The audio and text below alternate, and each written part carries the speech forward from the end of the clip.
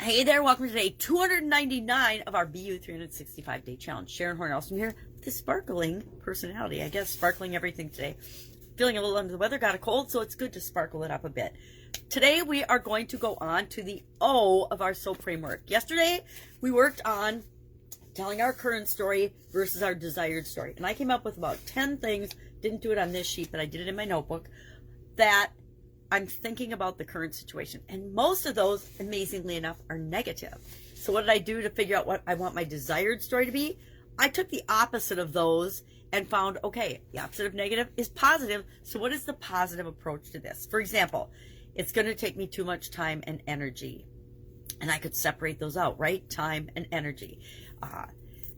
And then the opposite of that is my desired result is that I can apply it to my businesses quickly and easily, right? So I just brainstormed a bunch of those things and described my story, how I currently see it, and that it's mostly negative. And then I flipped that around to, well, what are the positive ways of making that happen? And what that did is it clearly showed me that there's a gap between where I am and where I want to be with respect to that particular challenge or problem. So today, after we've identified the story, which helps us figure out how far we are from where we are to where we want to be, how big is that gap, we can start finding ways to fill it. And we do almost every time, and I'm falling back to this, and I didn't even go back and look at the different tools we've learned, because this seems to be my favorite. So why not teach you the quickest, easiest, favorite way of coming up with options to fill that gap? And it is what I call the 10-3-1 tool.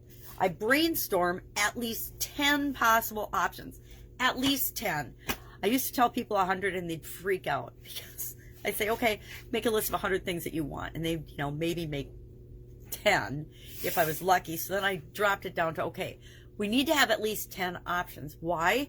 Because we have to know that there's a lot of different alternatives and possibilities. So often we get locked into this or that thinking. I got to have this option or nothing. And I want to share a story about that, but I'm not going to because it's not my story to share. But sometimes we make a decision about something and we close off all other possibilities. And instead of that being the best solution for us, we're locked into the one solution. We go with that one solution, and it isn't until we experience, we go down the road, whether we actually find out if that is a viable, possible, great solution for us or not. So I like to have at least 10 different options, and then we're going to circle three of those.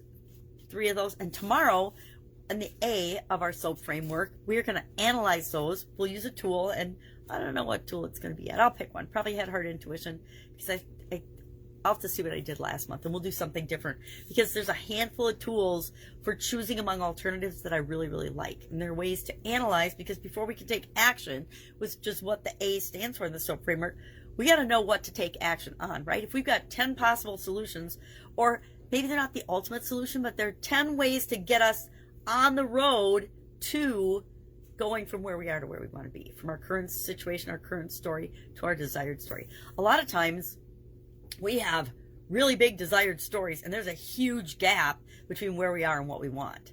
And so how do we fill that? Same way we eat an elephant, one bite at a time, one step at a time. We only need to know the next step and take that, and then the whole rest of it will appear as we're ready to have those solutions appear, right?